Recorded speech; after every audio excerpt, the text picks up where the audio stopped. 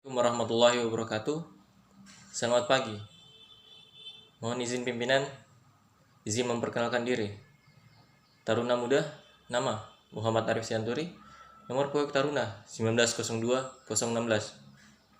Izin menjelaskan tentang pengertian mesin bubut, cara kerja dan fungsi setiap komponen. Mesin bubut merupakan perkakas yang dipergunakan untuk memotong benda kerja dengan cara memutar benda kerja dengan rotasi yang dibuat oleh mesin bubut. Bubut sendiri merupakan pemakaman benda kerja yang disayatkan, dilakukan dengan memutar benda kerja, kemudian dikenakan pada pahat yang digerakkan secara translasi sejajar dengan sumbu putar pada benda kerja. Gerakan putar pada benda kerja disebut gerak potong relatif dan gerak antransi pada pahat disebut gerak umpan. Dengan cara pengaturan perbandingan kecepatan rotasi benda kerja dan kecepatan pergerakan translasi pahat, maka akan diperoleh berbagai macam ulir dengan kisar berbeda. Hal ini diperoleh dengan cara mengatur roda gigi translasi yang menghubungkan poros spindle dengan poros ulir. Roda gigi penukaran disediakan secara khusus untuk memenuhi keperluan pembuatan ulir yang standar ukuran.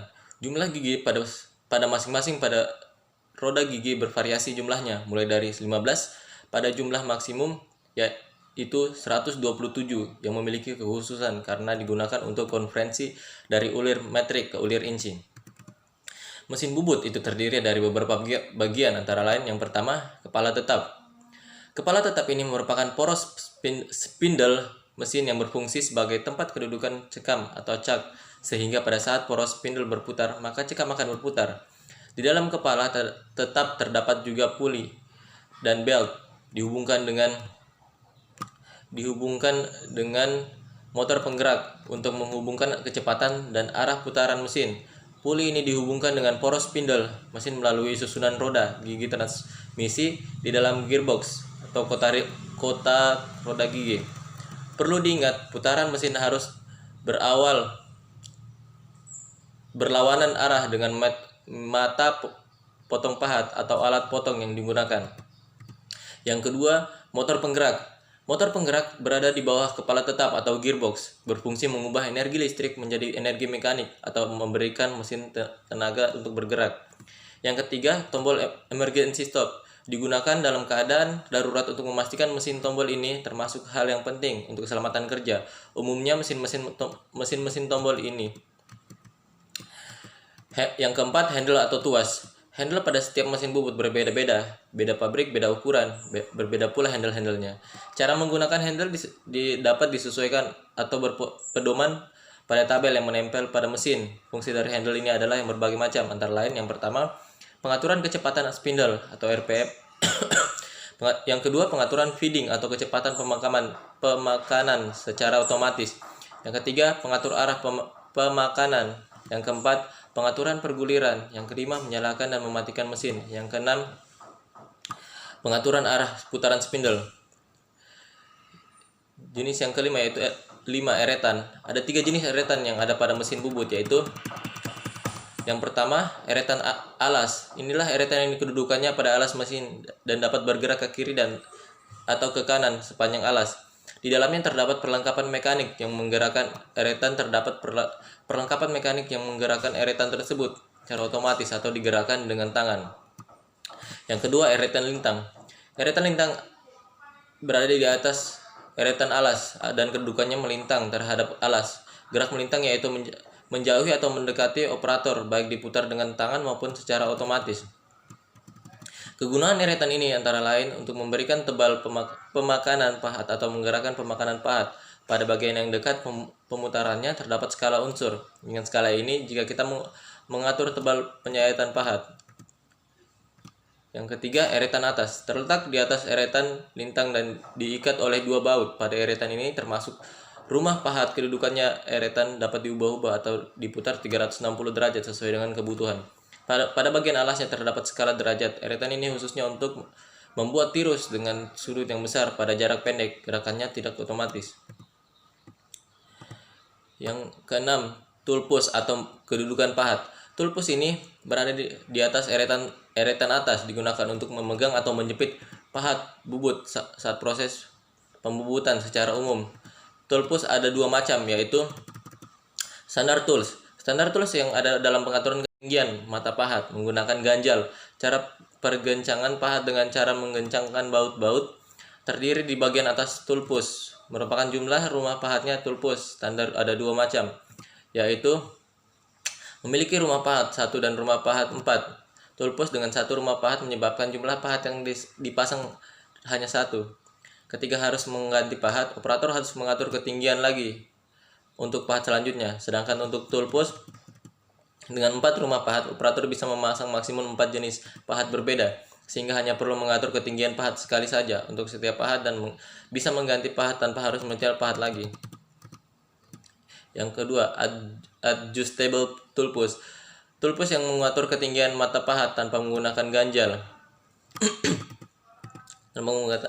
Menggunakan ganjal karena sudah dilengkapi dengan perlengkapan mekanik yang dapat mengatur ketinggian pahat. Tulpus ini ada dua macam, yaitu memiliki rumah pahat 1 dan lebih dari 1. Penggunaannya sama dengan standar tulpus. Yang ketujuh, lampu penerangan. Lampu penerangan ini digunakan untuk membantu operator melihat benda kerja saat dibubut. Berguna juga untuk membantu operator melihat hasil pengukuran benda kerja. Namun tidak semua mesin bubut dilengkapi dengan lampu. Yang kedelapan, selang coolant atau pendingin. Berfungsi untuk menyemprotkan cairan coolant saat membubut. Coolant berguna untuk menstabilkan suhu alat potong sehingga ketajaman mata potong bisa lebih awet dan hasil pembubutan lebih optimal. Contohnya dalam proses pengeboran benda kerja, namun tidak semua jenis alat membutuhkan coolant dalam proses pembubutan. Yang kesembilan, kepala lepas. Kepala lepas adalah bagian mesin bubut yang letaknya di sebelah kanan mesin dan dipasang di atas alas mesin. Guna bagian ini adalah sebagai tempat penahan ujung benda kerja yang dibubut, tempat kedudukan bor waktu mengebor, dan lain-lain. Kepala lepas dapat digeser dan dikunci oleh operator di sepanjang alas mesin. Kedudukannya berada pada alas tersebut, diikat dengan baut dan mur. Porosnya berlubang tirus sehingga dapat dipasang bor yang bertangkai tirus. Kepala lepas terdiri dari dua bagian, yaitu alas dan badan. Kedua bagian ini diikat oleh 2 atau 3 baut, dapat digeserkan. Pergeseran ini diperlukan apabila kita akan membubut tirus dengan benda kerja terpasang di antara 2 senter. Yang ke-10, alas mesin atau bed mesin. Alas mesin digunakan sebagai tumpuan gaya pemakanan pada waktu pembubutan dan juga sebagai tempat kedudukan kepala lepas, eretan penyangga diam atau steady rest.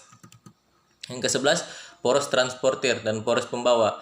Poros transportir adalah poros berulir tersebut segi 4 atau trapesium dengan jenis ulir Whitworth atau inci atau metrik milimeter yang terletak di bawah eretan alas. Berfungsi untuk membawa eretan pada waktu pembubutan secara otomatis, misalnya pembubutan arah panjang, melintang, dan ulir. Poros transporter untuk mesin bubut standar pada umumnya kisar ulirnya antara dari 6 sampai 8 mm. Poros pembawa adalah poros yang selalu berputar untuk membawa dan mendukung jalannya eretan dalam proses pemakanan secara otomatis. Untuk mengatur kecepatan pemakanan otomatis dapat dilihat dari tabel pemakanan pada mesin. Agar dapat memilih kecepatan yang tepat dan mendapatkan hasil pembubutan sesuai dengan kebutuhan, cara pengaturannya mirip dengan pengaturan RPM atau mengatur handle. Yang ke-12 yaitu rem kaki, digunakan untuk menghentikan mesin. Rem ini sangat berguna ketika mengulir dan berhenti pada posisi tertentu. Dalam keadaan darurat, operator juga bisa menggunakan rem kaki untuk menghentikan mesin. Cara dan prinsip kerja mesin bubut. Proses mesin bubut merupakan proses di mana pemakanan material benda kerja menggunakan alat pahat dengan pencekaman benda kerja pada kepala tetap dan ragum. Setelah dirasa kekuatan pencekaman sudah pas, benda kerja kita putar menggunakan bor penggerak sesuai kecepatan yang dibutuhkan. Pemilihan kecepatan putar ini sudah ada rumus tersendiri, biasanya dipengaruhi oleh beberapa faktor, yaitu besar kecilnya diameter benda kerja, bahan dasar benda kerja, pahat atau jenis pembubutan yang dilakukan, dan masih banyak lagi perhitungan untuk menentukan kecepatan putar. Proses pemakanan dilakukan saat benda kerja berputar, kemudian mata pahat kita gerakkan menggunakan eretan pada linear arah sejajar dengan sumbu putar benda kerja. Dengan mekanisme tersebut, maka dapat kita simpulkan bahwa mesin bubut dipergunakan untuk melakukan pengerjaan benda kerja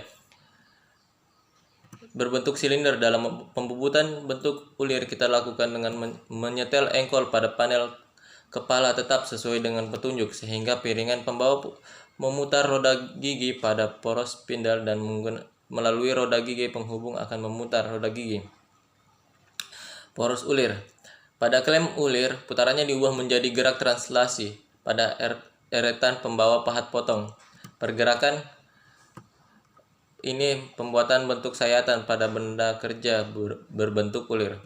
Dalam proses pengerjaan pembuatannya dibagi menjadi beberapa bagian, yaitu membubut turning atau silindris. Pembubutan ini dilakukan dengan menggerakkan pahat sesuai sumbunya, yaitu meja alas. Posisi pahat harus disetting sesuai center terhadap garis sumbu.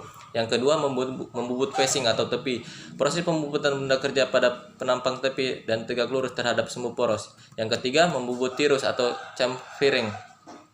Membubut dengan hasil benda kerja menjadi mengerucut atau menirus. Caranya yaitu dengan memutar crown rest, menggeser sumbu tailstock, dan menggunakan taper attachment.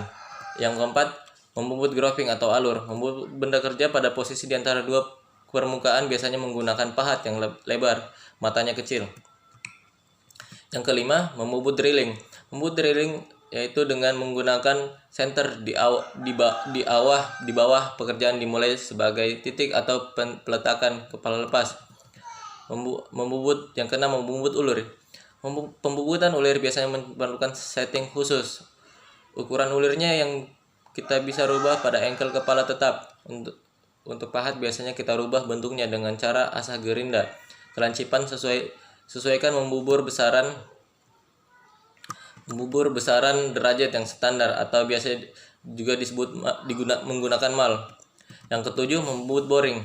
Hal ini mirip dengan proses drilling di atas tadi, namun ukurannya yang berbeda. Boring ini biasa berdiameter besar, dan sebelum proses boring ini hendaknya dilakukan drilling dahulu. Pembesaran bisa dilakukan secara bertahap dengan mengganti mata bor dari kecil yang lebih besar. Yang ke-8, membubut reaming. Proses ini yaitu menghaluskan lubang yang telah dilakukan boring di atas mesin bubut dengan alat reamer. Biasa proses penghalusan diperlukan dalam standar pengerjaan tertentu, maka proses reamer harus dilakukan. Cara reaming ini yaitu benda kerja dijepit dengan cikam kepala tetap, kemudian reamer kita pasang posisi center pada hover kepala lepas. Ketika mesin dinyalakan, benda kerja berputar, maka kepala lepas kita dekatkan menggunakan eretan atau eretan utama, sehingga reamer bisa menjangkau lubang benda kerja, dan kita masukkan reamer ke benda kerja dengan memutar eretan dan lakukan pemakanan sehingga reamer menggesek benda kerja pada bagian dinding lubang. Lakukan berulang sampai tingkat kehalusan yang dikehendaki tercapai. Yang ke-9, membubut kartel. Membubut kartel ini bertujuan untuk membubut grip atau menggeserkan permukaan benda kerja yang biasanya pembuatan pegangan agar tidak licin. Dalam melaksanakan pekerjaan mesin bubut, kita harus mempelajari cara kerja mesin bubut terlebih dahulu supaya kita dapat memperoleh hasil yang bagus dengan teknik-teknik sesuai yang kita kuasai dahulu. Sekian yang bisa saya sampaikan. Mohon maaf kalau banyak kesalahan. Wabillahi taufiq wal hidayah. Wassalamualaikum warahmatullahi wabarakatuh.